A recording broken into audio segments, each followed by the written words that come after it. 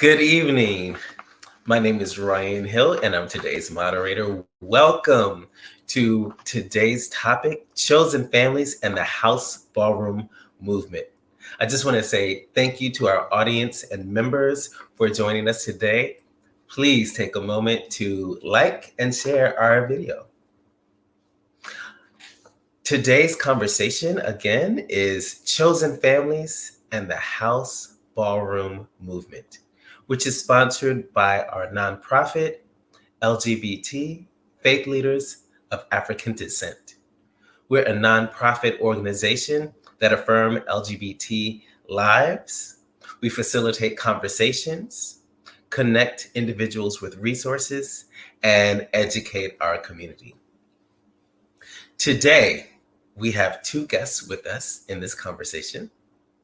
They are Michael Roberson, and we also have Michelle Tizol-Whitley.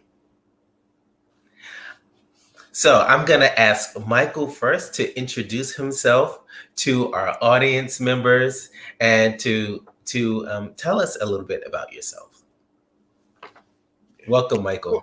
So thank you, first of all, Ryan, for doing this and inviting me and Michelle to be part of this dialogue. Again, my name is Michael Roberson. I have been doing public health and research for the past 29 years, originally from the Camden City Board of Education, and then moving to New York City and doing some work in terms of community-based organization, particularly targeting Black and Latino LGBT folk and the house ball community. Blessed to have co-created some things.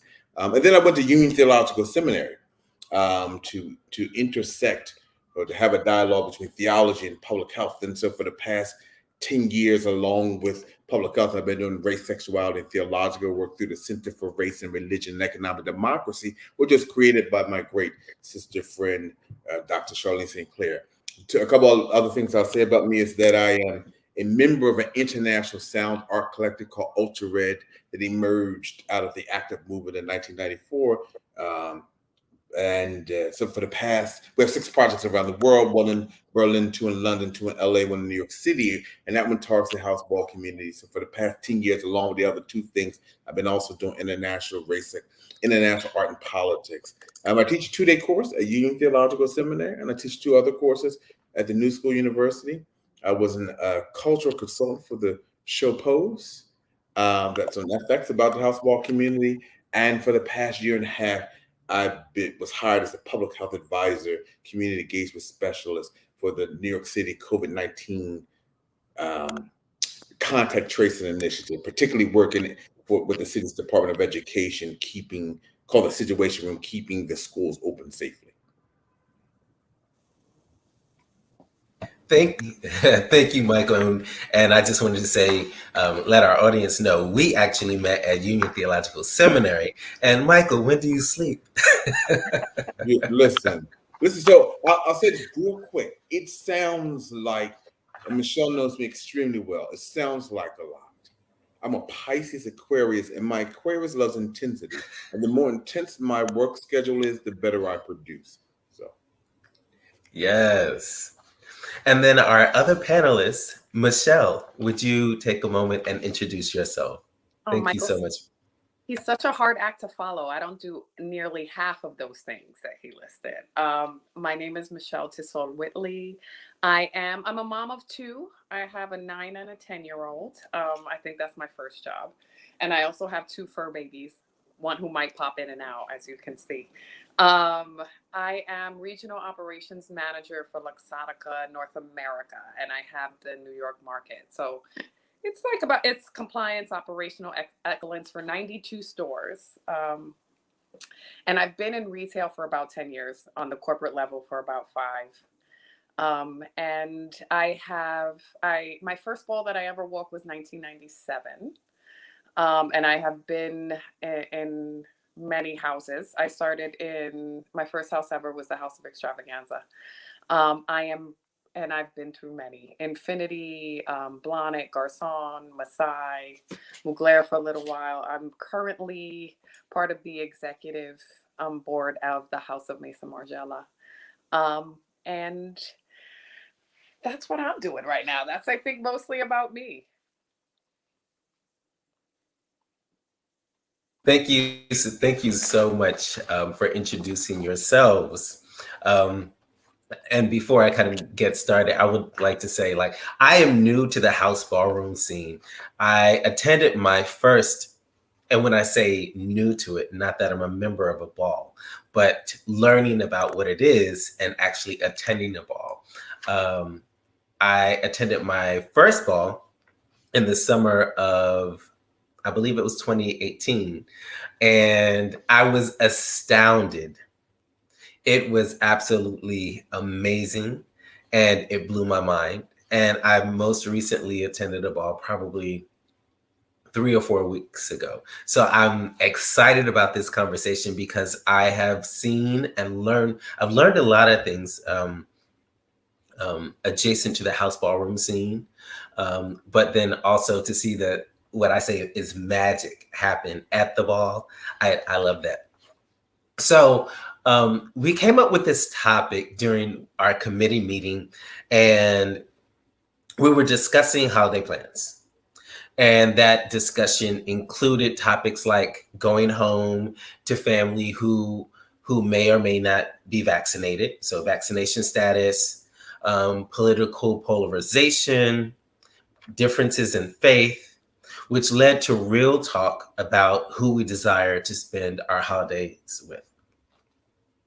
And what emerged was the prominence of chosen families over biological families in certain cases as an act of self-care and self-love.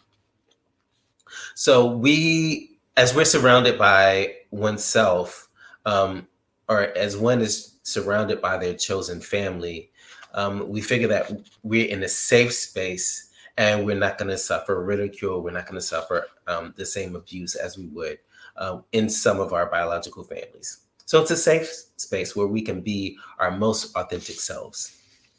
So I want to acknowledge that we are not a monolithic people and that all of our family dynamics vary.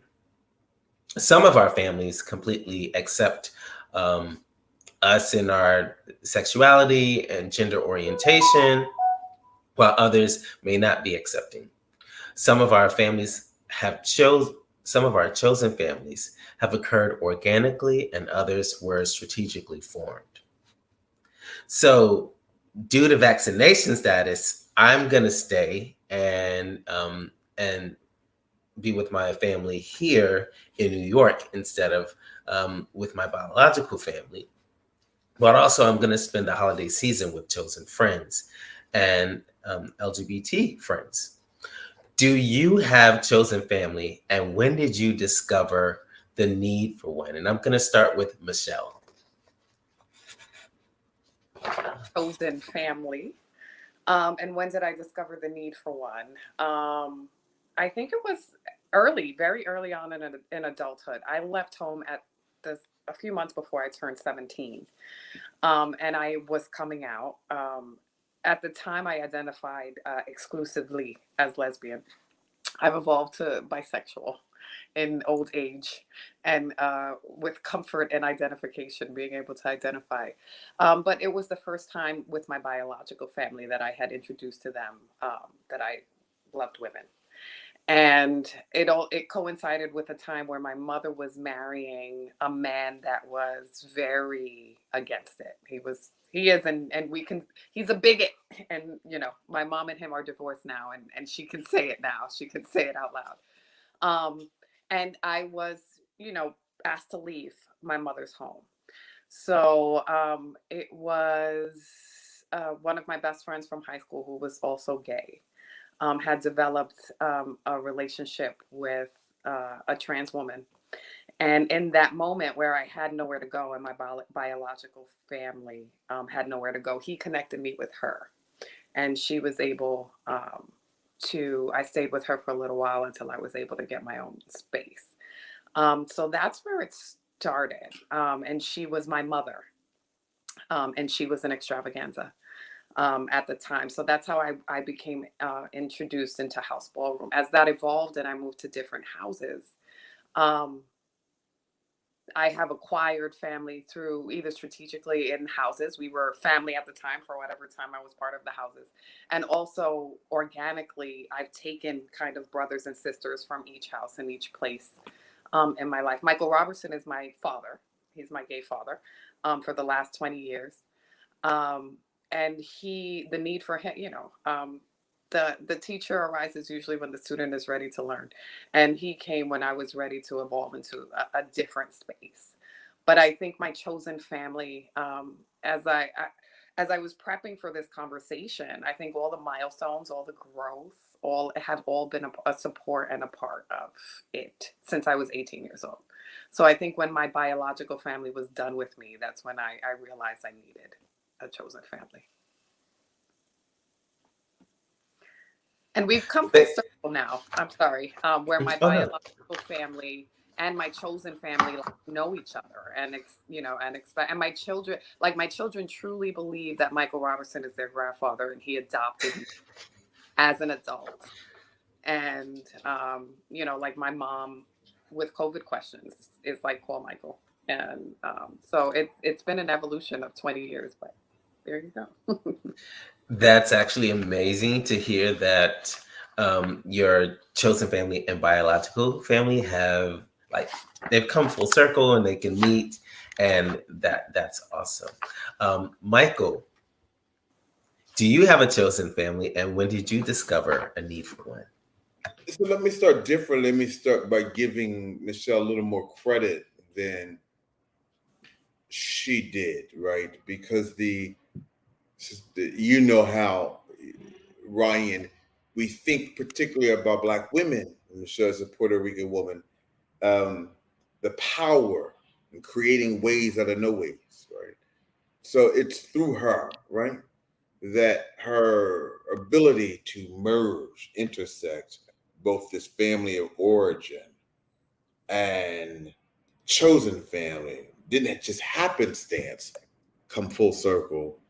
It was through her and from her that she called it to come full circle, particularly as her children were being born. And so the extension of love, right? And so it is true that her children believe, and they are my grandchildren, but this idea of me being their grandfather. And I remember one time we were sitting there, and we so when COVID happened, I was gonna say hibernated. We quarantined together, me, Michelle, and the children. And so, yeah, I remember one day her son said, Michael, you gay? I said, very. He said, ain't nothing wrong with that. I said, I know. And then he started playing this song, start mixing it. I'm gay. I'm gay. I was cracking up. Right. So they absolutely recognized it, but also have been around my child Twiggy and loves Twiggy so much. So back to your question, I come into Ballroom absolutely very different. I always say that if not for my mother not being born through the womb of that Black woman, that had I not, right? And so I come into Ballroom not looking for chosen family. I never had a gay mother, never had a gay father, but come into it because I had children who was in Ballroom, and I was around it first, but they joined before me and followed my children actually in Ballroom. So I come into it that way. I come into it from not a deficit, if you will, model, but one of the wind up creating an extension of what my mother created. This thing of love. And I moved to New York City. This is in Philadelphia and Camden, New Jersey. I moved to New York City, and it grew and it grew and it grew.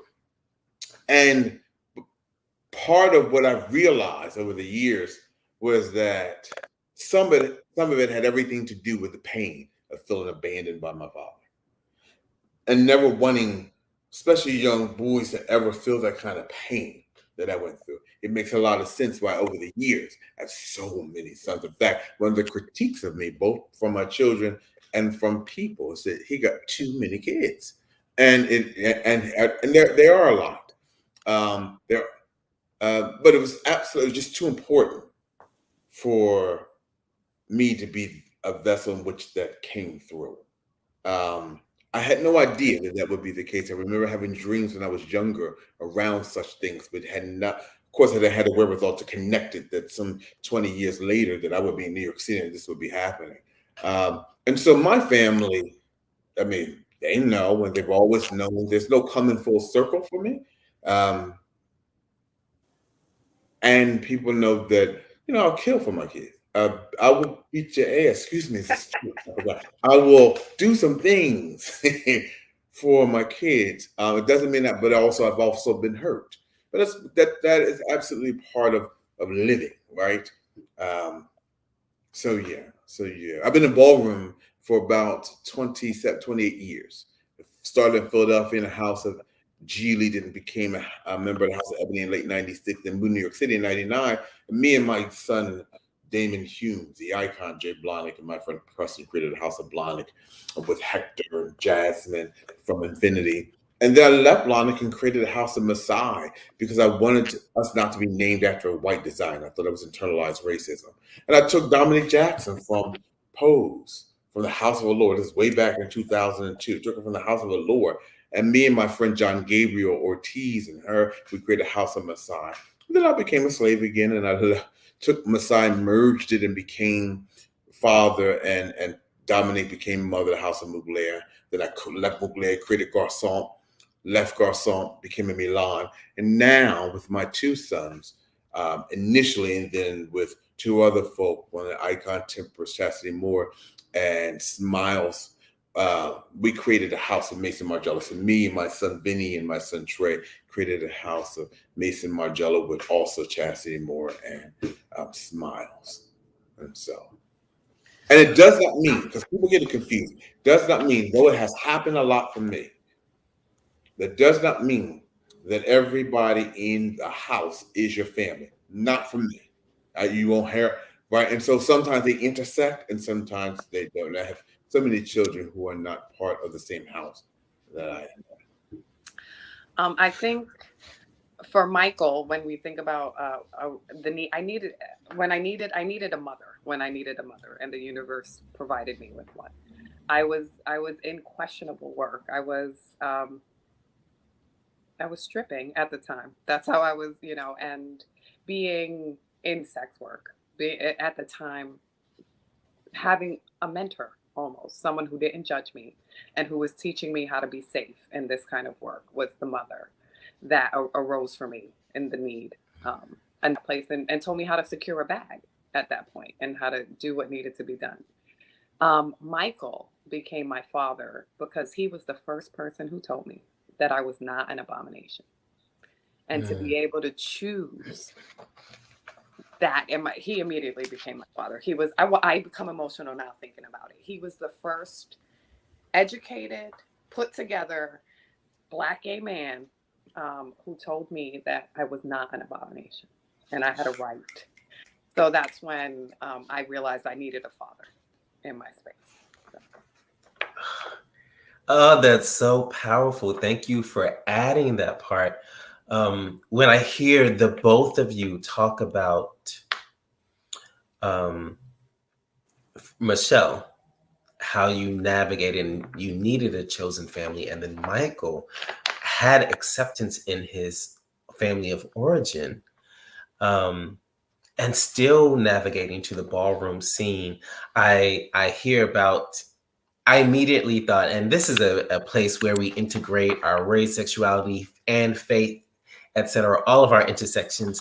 I thought about healing, a place of healing, finding wholeness, but also family as a protective unit.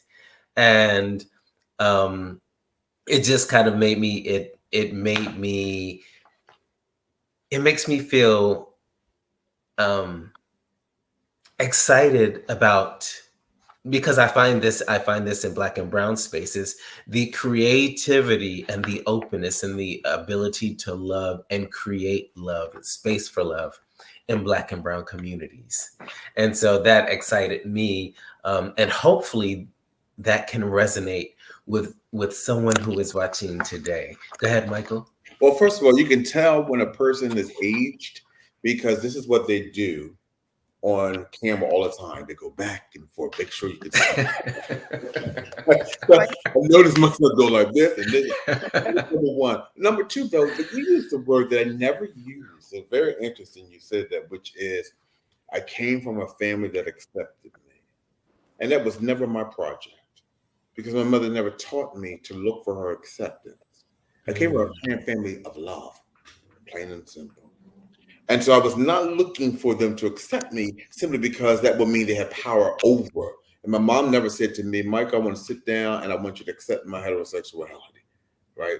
So that was not taught to me, whether I knew it consciously or not. It was not taught to me. So I didn't come from a family of acceptance. I just came from a family of love, and I was clear that if they did not, that was their choice, and they had a right to choose, and I have a right to live. But I knew that they would not, they would always choose because I came from a family of love. That's powerful. I love that. I love that. Thank you. So, you all have spoken about your journeys in connecting with the house ballroom movement.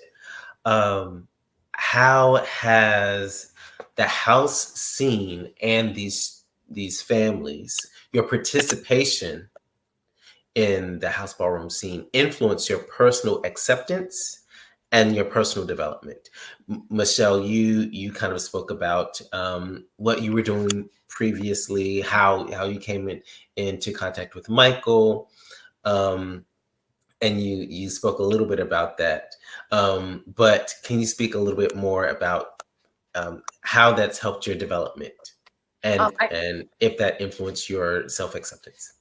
I think personally and professionally, I think in the beginning, and Michael sometimes has laughed at me because he's like, I have no shame with the things that I did that I used to carry a lot of shame with. And I think that having that mother figure as a trans woman, I did what I had to do to survive and to do what I had to do, and there was no shame in it.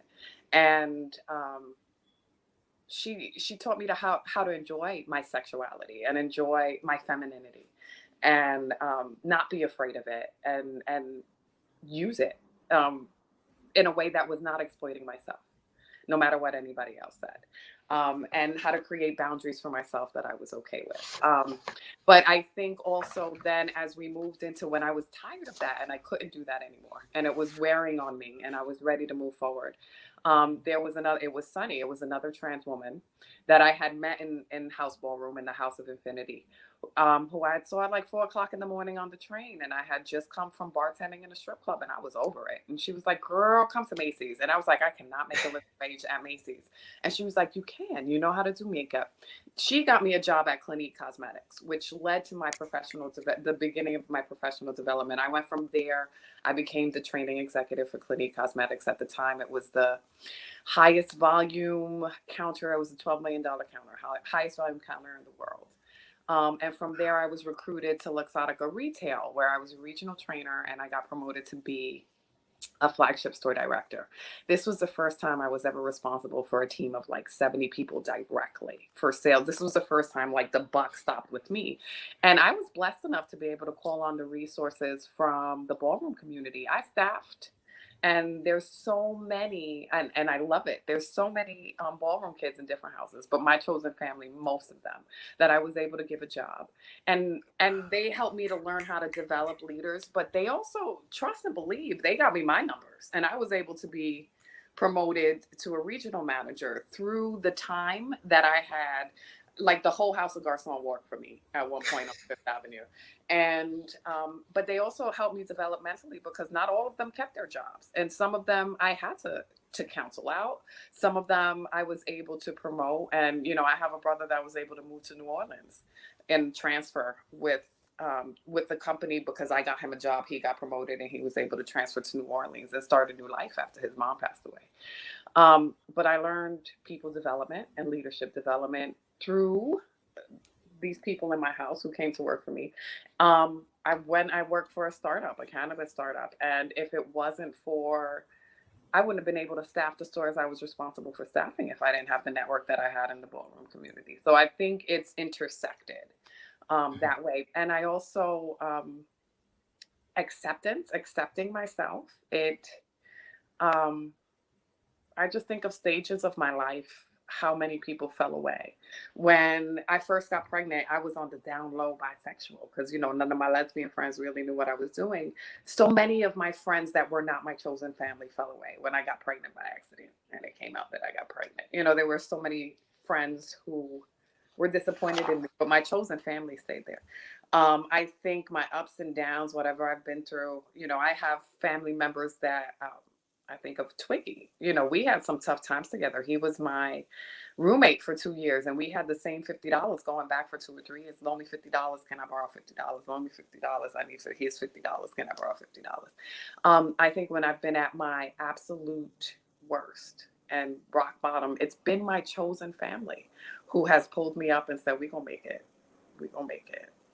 So I think personal, professional development, acceptance of self, and empowerment has all really, and I mean, I love my mother and my biological family, but I have to be real. It's my chosen family that I will run to first to when things go wrong. Wow. Wow. Thank you. Thank you for sharing that. Mm. It is your chosen family that you run to first. That is a statement. Many of our attendees today and participants, they may not be familiar with the house ballroom scene and movement. So I'm going to ask Michael, can you define and describe what house ballroom is? So I'll do it two ways real quickly. Mhm. One is to have an old description of it, which was that it's a Black, Latino, LGBT underground performative community. Most people will know about Paris is Burning, so it's the same thing. Most people know about Madonna's video Vogue, and so the cultural production of Vogue comes out of this community. Um, to do an analogy, it would be, let me back into that. But ballroom really, if I was Sophia on the Golden Girls, I would say, picture this. If not for slavery, if not for the Emancipation Proclamation, if not for the Black Reconstruction and its deconstruction, right? It's this dismantle. If not for the rise of lynching and Jane and Jane, John and Jane, Jim and Jane Crow racism. If not for Black folk leaving the southern part of the United States, moving to the north for the Great Migration, through the Great Migration, looking for new places of freedom. If not between 1919 and 1931, the construction of an artistic political movement called the Harlem Renaissance. If not for the Black church during that time in Harlem creating a 3-decade campaign to get rid of Black queers, and there were 3 ways that Black queers congregated.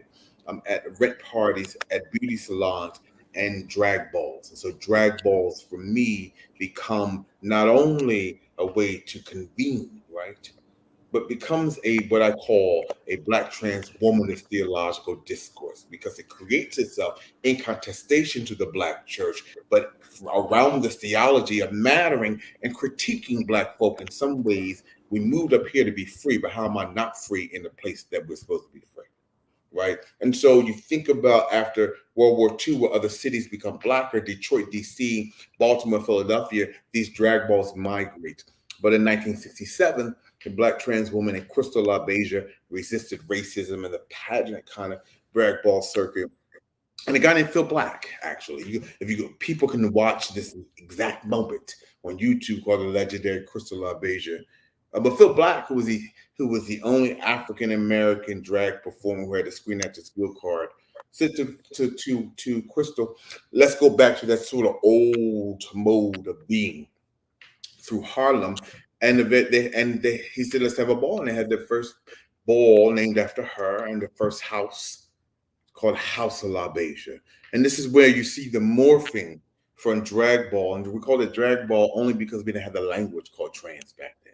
So only trans women participated. Anyone could come, but only trans women participated. To this sort of political, theological construction called houses. Then 5, I call them freedom fighters.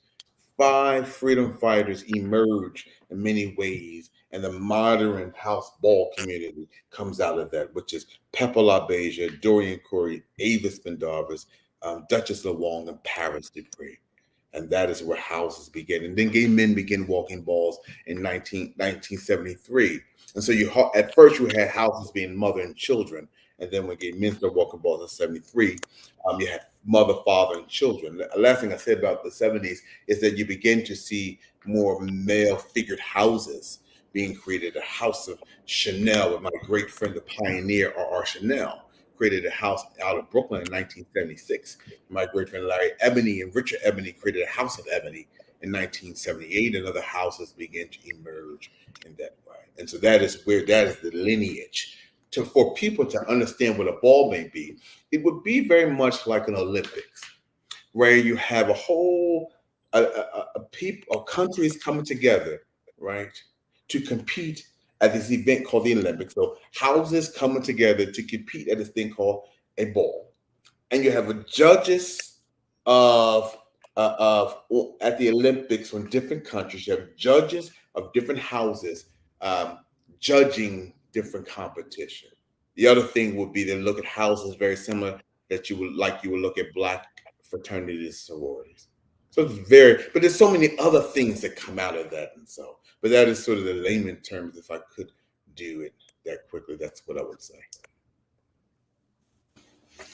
Thank you. So you talked about the structure. You gave a thorough history,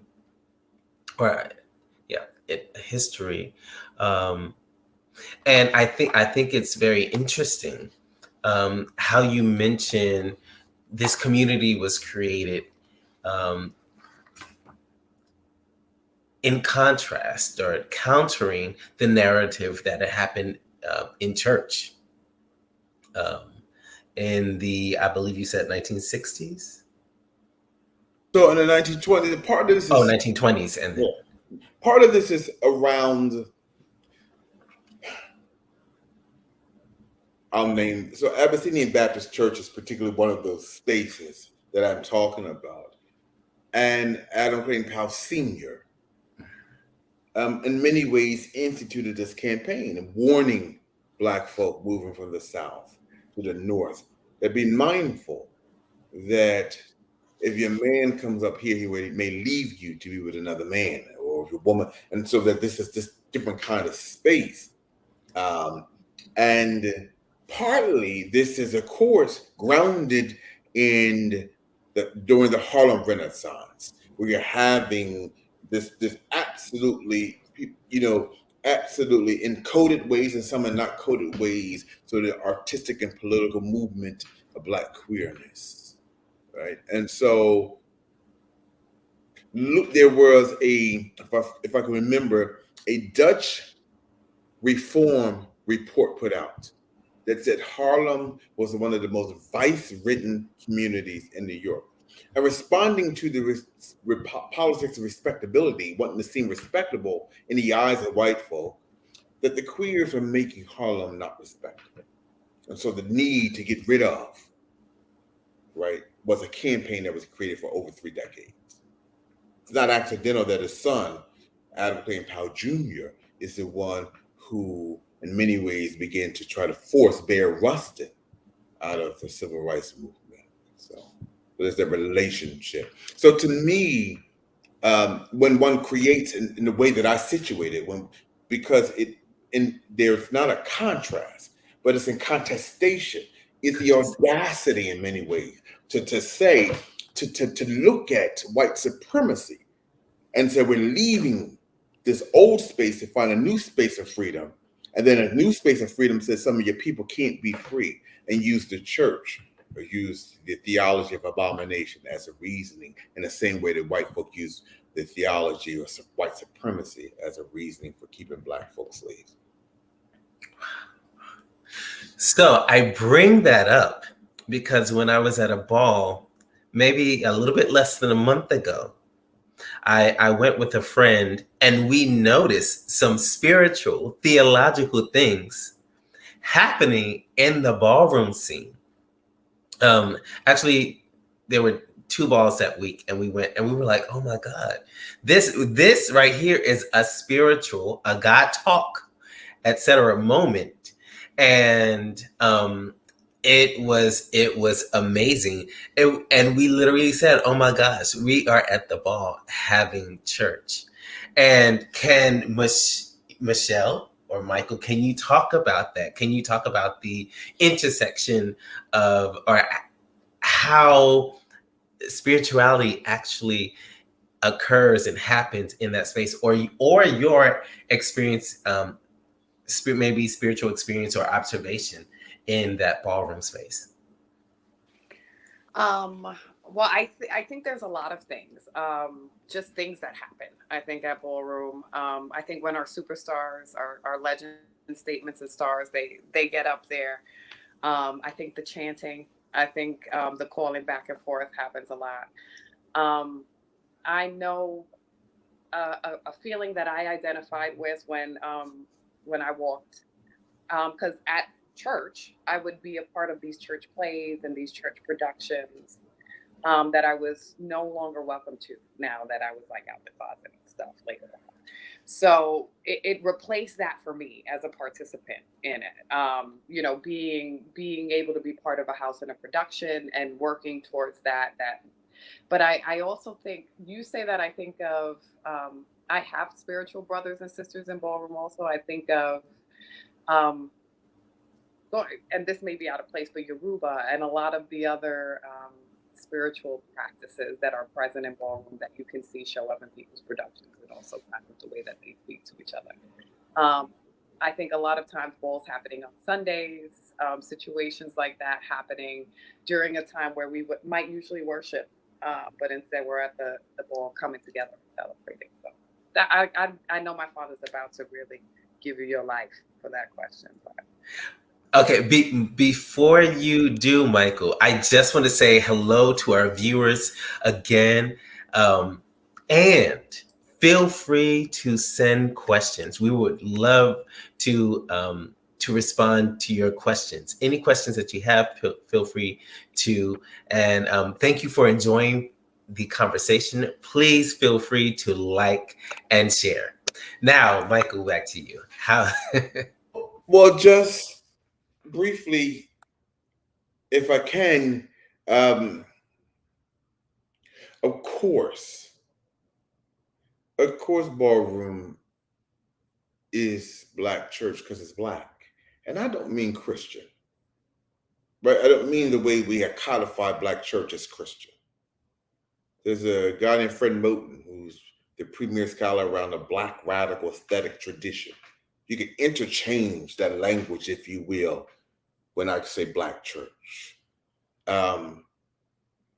So Ballroom's Black. Now it's Black and brown, all these other things, but it's grounded in Blackness. It emerges in many ways from that lineage of slavery. So, of course, and so the piece that Michelle brings up about Yoruba, then one of the things that happens when you are a community that Black church, respectable politics, hedonize you, you don't have a problem in engaging the very thing that gave Black folk the resiliency to sustain slavery, right? And so Black church, Black Christians, in many ways have thrown away those old African traditions, voodoo and Yoruba, where Ballroom engages it, because this community was ostracized, right? And so through the very least of these will redemption come through forever for other folks. So it makes sense why it is when you go to balls and you feel that same feeling. No different than when you go to a Jill Scott concert. No different. It's the same, because that's what Black folk do. That's what marginalized people do. But let's talk about Black folk. That is what absolutely Black folk do, right? We are absolutely creative when we are at the brink of annihilation, and the theology. Ruby Sales talks about this. Ruby Sales says that in the bowels of the slave ship, where the slaves did not speak the same language, they created at the moment a pedagogy of somebodyness. And that's that cult, that's the ontology of Blackness, right? They need to say we are absolutely somebody, even though that there are that we've received messages over and over and over and over again about who we're not, right? Right. So it makes sense that absolutely you see it. So of course, the cultural production that when you go to a church is at a ball because it's black. It's not church. It's black. It's not church. It's black, right? And so yeah, gospel music is not church music. It's black music. Be real clear. I love that. Oh my gosh. I, as you were discussing and sharing that, when you talked about Yoruba, and when Michelle initially introduced it, and then you said it's not church, not in this structured way, not in the typical sense, I immediately thought about, I was going to say interfaith, but not really interfaith, but just it makes space for the totality of whoever is there. And that's what the institutional church typically does not. And so I found that invigorating, but also really enlightening and liberating. As you spoke about that, because typically faith is something that can be a divisor. However, in this space, if you, and this is what I loved about the house ballroom scene, it doesn't matter if your size, it doesn't matter your gender, it doesn't matter your sexual orientation, the way that you of self-expression, your faith doesn't matter. It is simply a place where you can be accepted. It is about community. It is interspiritual. And what we don't want to do is overly romanticize about ballroom. It is and it's not. It is fat phobic. Mhm. It is engaged in colorism. That's why you see certain categories look the same way, right? And like why you'll say a category like thug realness, that the more darker you are, the more thug. Pretty boy realness, the more lighter you are, the more pretty. So it's both and, right?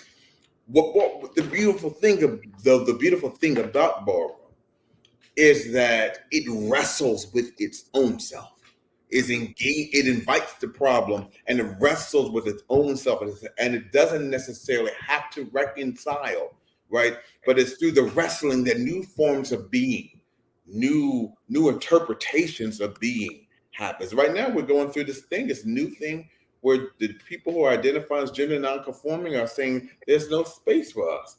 The older generation said, "What do you mean gender nonconforming?" So it's happening. There are trans women who hate the category realness because so many trans women say that it reduces them to these notions of hyperfemininity, and that's the only way they can so-called be real.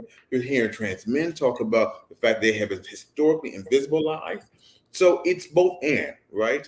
It is messy, beautifully. Mhm. Beautifully. I'll say this real last thing. It's an honest truth. To your point where you said faith can divide, and where black church has not always been welcoming for everyone. It's not welcoming, but that's not always been the case. Is when we begin the project of the marginalized is to not be marginal one day. And when you decide that you don't want to be marginal, then you want to be seen as legible to those who you think have more power, the oppressor. So when Black church began to engage in these sort of respectable politics, then that's when all of those things. And ballroom is no different. It's no different, except for that ballroom has the ability to wrestle with with itself. So And as I'm hearing the both of you speak and reflecting on the question a little bit, when I think of parallels in spirituality, especially with Yoruba, I was blessed to have been exposed to both. So my mother was raised like very evangelical Protestant. My father technically Catholic, and I elected to become Catholic in my preteens.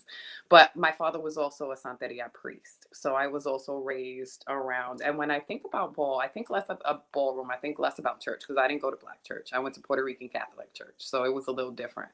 What I think what the parallels show up for me are tambores, which were the Yoruba spiritual celebrations for a saint's feast day or for someone, one of their sacraments or one of their initiations happening. And I think how that is representative for ballroom for me is the different pathways of the saints. Like there are saints that show up 50, half of 50-50. Half of the year they're a woman, half of the year they're a man. And this may make you uncomfortable as a follower of the religion or whatever, but you have to respect the power that they bring anyway. I think when I think about tambores, I think that there is liquor flowing, there is dancing happening, the drums are playing, there is chanting that's happening, and there might be some sacrifice going on at the same time while this stuff is happening.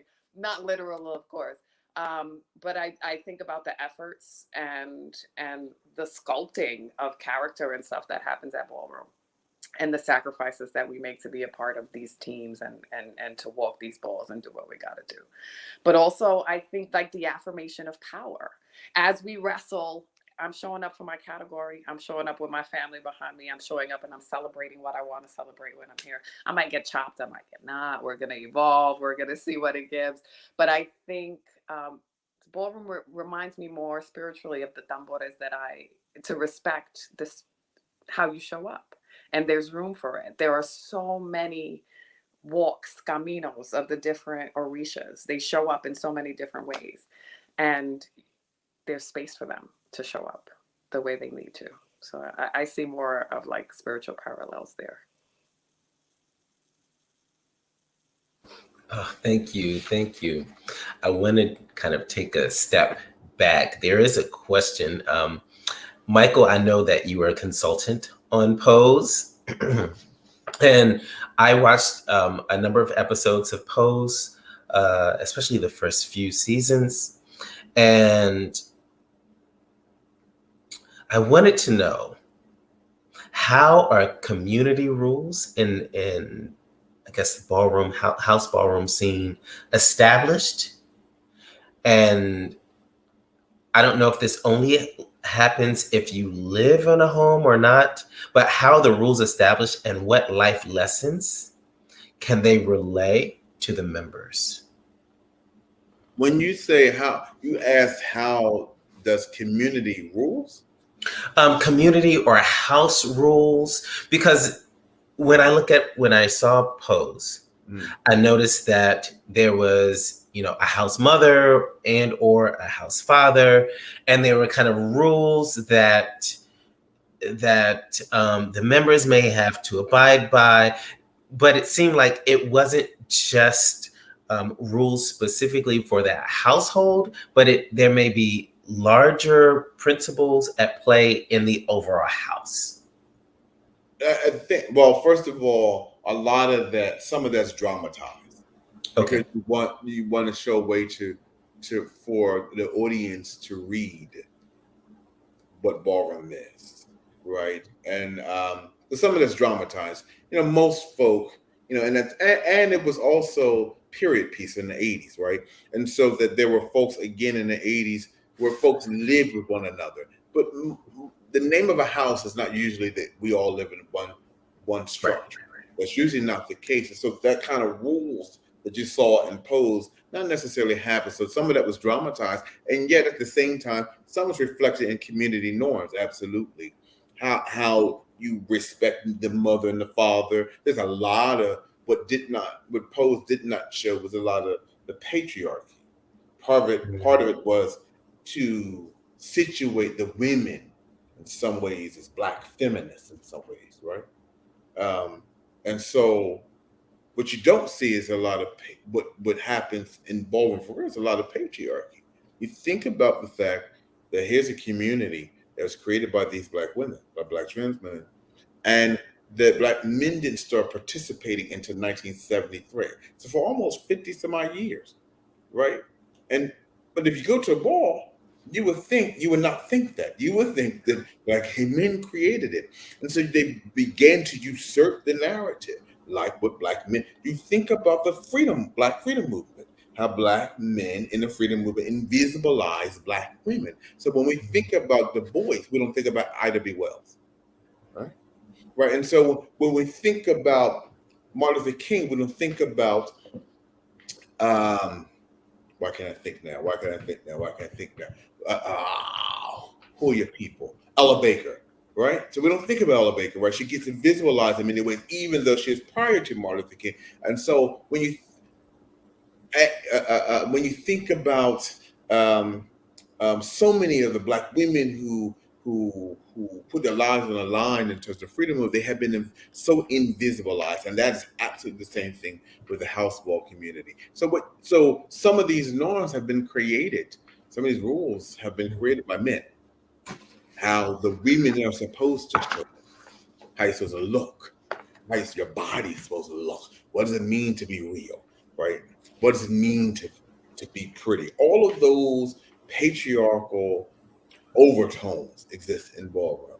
And you're beginning to see, well, not beginning, what's happening for the past 10, particularly 10 plus years, is a pushback over and against that. That's why Pose looks the way it does, because in many ways that was not really a reflection of the 80s in terms of them being in power, but it was critique of what's happening now. Right, that that the idea that these women who created this very space have been reduced to, not invisibilized, but reduced to being the trophy, being the spectacle. No different than no different than than Black church does with Black women. Right? You asked this question around the relationship being at a ball.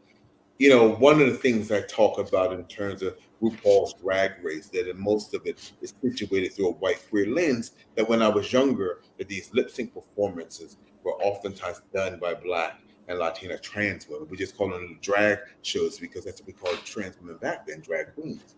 And they were usually always done on a Sunday. That's not accidental, because that was the day we were ostracized out of church. And so the Sunday going to the show, the club became your church. And the lip sync performer, the trans woman, became the woman you came to see every Sunday in the choir. And they performed what I call a hermeneutics of the body, how to read text. Those are texts, right? Reading the desires of this community, exercising pain for this community. But it was also a homily, a homiletics, a way to minister to a people who were pushed out. But here is what we did, because this is what Black church does. We use Black women, both cis and trans women, as a spectacle, right? As a performer, but not engaged in their full humanity, right? And not necessarily interested in sharing equitable power. And so, yeah. You just gave us a theological lesson. Wow. Wow. I just have to breathe after that. Wow. I want to, you both have shared about chosen families, your place and your connection and participation in the ballroom movement, which has been so instrumental to giving support to LGBT people, period, and being a safe space. Is there one last message that you would like to say to someone who may be listening, either about chosen families, about the house ballroom scene movement? Is there any one last thing you'd like to say, Michelle? And then we'll say the same thing for Michael. What last message would you like to leave our audience with? I think the house ballroom community and my chosen family really are my true support system. When I think of my evolution as a mother, as a woman, as a sister. I don't think I would be who I am today without the influence of Ballroom, the accomplishments that I was able to gain there, that I was able to transfer to professional and personal, really have formed who I am as a woman. And having been mothered by trans women, I think for early adulthood, um, has truly, I think, helped me to understand the feminine divine on a level that I don't think other people can experience. I think that's what I got for you. Thank you. Thank you. So very interesting that we're having this dialogue right now. And I said to you that I moved back to a space that I moved out 13 years ago, that I first moved here 20 years ago. The space in New York City that was absolutely the most loving place for me. This building, the family that lives here, the exact apartment that I lived back in. Michelle knows, and Michelle was in my life then. But my son Joseph lived here as well. He lived beneath me. And I remember in 2008, August, right before Labor Day, me and my son Ivani was up here. And Ivani we're going to the land of Black Bride. He was going right before me. And then I got a text from Joseph's other father that said Joseph just tried to kill himself. And he lived downstairs. But I ran downstairs, tried to bust in his door, knock on the door, and he opens it and he falls out. We had to rush to the hospital. So survives. 2 years later, my first semester at Union, he is home with his partner on a Friday night watching Happy Feet. Goes outside, takes out the trash, comes back in, and he's upset, agitated.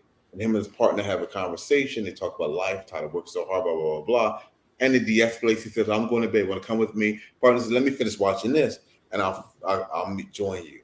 And so his partner fell asleep and woke up to the next morning on the couch by overhearing Joseph's alarm clock in the room. So he calls in the room, tells Joseph to wake up. He goes in the room, and Joseph had taken some hair clippers and shaved off all of his facial hair and the hair on his head and hung himself from the ceiling.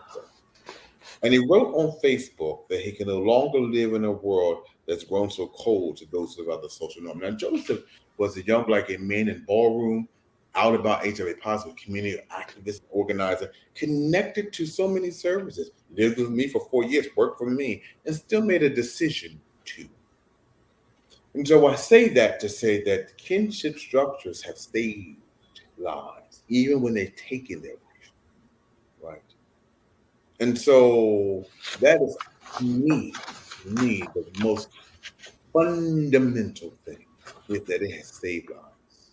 Over and over. To use the language of my mama, Bishop Yvette Flunder, Ballroom is the radical inclusive, right? It allows for everyone to be, even those who are vehemently against us. It still will. And so I say that to honor him and all those young folk who sometimes sit in our midst and are in pain and silence. I cannot follow that. I want to say to our audience that LGBT faith leaders is here for you. We welcome you and we invite you back. And just enjoy the holidays. Make sure that you are around people who love you, who accept you, who support you. You do not have to be alone. We are here if nobody else is here. And you can reach us on our website and on our Facebook page. Thank you so much. I'd love to thank our guests, Michael Roberson and Michelle Tizol-Whitley, for joining us today. You two are two powerful people, and we need to have a part two. But thank you so much for engaging this community and sharing your wealth of knowledge and and your experiences with Chosen Family and the House Ballroom movement. Thank you so much. Please join us next month in December on the third Thursday. Please like and share. We have space for you. So come back again. Thank you so much.